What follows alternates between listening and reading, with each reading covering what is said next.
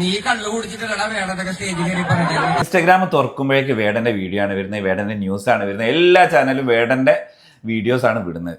എന്താണ് വേടനെ കുറിച്ചുള്ള പ്രവാസികളുടെ അഭിപ്രായം എന്നൊന്നും നമുക്ക് അറിയണമല്ലോ.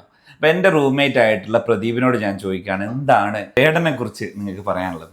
ഈ വേടൻ എന്നുള്ള വ്യക്തിയെ കേൾക്കണത് തന്നെ ഞാൻ ഒരു 2 ആഴ്ചയ്ക്ക് മുമ്പാണ് കേട്ടത്. അതിനിടയ്ക്ക് MG ശ്രീകുമാറിൻ്റെ ഒരു ഡയലോഗും കൂടി ഞാൻ കേട്ടായിരുന്നു. പുള്ളിക്കാരന് സംഗീതം മാത്രമേ അറിയത്തുള്ളൂ, വേറെ ആരെയും അറിയത്തില്ല. അതുപോലെ തന്നെയാണ് എന്ന് പറഞ്ഞു കഴിഞ്ഞാൽ ഇപ്പോൾ MG ശ്രീകുമാറിനെ അറിയുമ്പോൾ അല്ലല്ലോ വേടനെ അറിയുന്നത്. വേടൻ എന്നുള്ള ഒരു വ്യക്തിയോടെ എനിക്ക് യോജിപ്പോ കാര്യങ്ങളോ അങ്ങനെ ഒന്നുമില്ല. ചുമ്മാ അയാളൊരു സോഷ്യൽ മീഡിയയിൽ ഒന്ന് ബൂസ്റ്റായി വരാൻ വേണ്ടിയിട്ട് എന്തൊക്കെയോ ഇട്ട് കാണിച്ച് ചെയ്തുകൊണ്ടിരിക്കുന്നു. നിങ്ങൾ വേടനോട് യോജിക്കുന്നില്ല എന്ന് പറയാനുള്ള റീസൺ ഉണ്ടാവില്ല, എന്താണ്?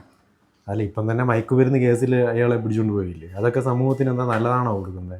1-2 പ്രോഗ്രാം ഞാൻ അതിനുശേഷം എടുത്തിട്ട് കണ്ടു നോക്കിയ സമയത്ത് തന്നെ കണ്ടതെല്ലാം മറ്റേ ഈ കൊച്ചു പിള്ളേരാണ്. വേടനെന്ന് പറയുന്നത് ചത്ത് നിൽക്കുന്ന രീതിയിൽ നിൽക്കുന്നതാണ്. അവിടെ പാരമ്പര്യം അനുസരിച്ച് ഇന്ത്യൻ സംഗീതത്തിൽ തന്നെ ഒരുപാട് കാര്യങ്ങളും പല ആൾക്കാരും നല്ല രീതിയിൽ ചെയ്തു വെച്ചിരിക്കുന്ന സമയത്ത് ഇങ്ങനെയുള്ള ആൾക്കാരുടെ ബാഗിലോട്ട് പോകാനാണ് ആൾക്കാരും കൂടുതലുള്ളത്. അതെന്താണെന്ന് എനിക്കറിയത്തില്ല. തീർച്ചയായിട്ടും എൻ്റെ ഈ മനസ്സിലുള്ള ഒരു അഭിപ്രായം തന്നെയാണ് എൻ്റെ റൂംമേറ്റ് പറഞ്ഞിട്ടുള്ളത്. ആക്ച്വലി ഈ കഞ്ചാവൊക്കെ പിടിക്കപ്പെട്ടത് സത്യമാണെന്നുണ്ടെങ്കിൽ കേട്ടോ, അങ്ങനെ ന്യൂസ് കണ്ടു, അങ്ങനെ പുള്ളി ഉപയോഗിച്ചിട്ടുണ്ട് എന്നുണ്ടെങ്കിൽ അയാൾ എത്ര വലിയ പാട്ടുകാരനാണെങ്കിലും എത്ര വലിയ തത്വം പറയുന്ന ആളാണെങ്കിലും നമുക്ക് യോജിക്കാൻ പറ്റില്ല. നിങ്ങൾക്കും വേടനെ കുറിച്ച് എന്തെങ്കിലുമൊക്കെ പറയാനുണ്ടാവില്ലേ? അത് താഴെ കമൻ്റായിട്ട് പറഞ്ഞോളൂ കേട്ടോ.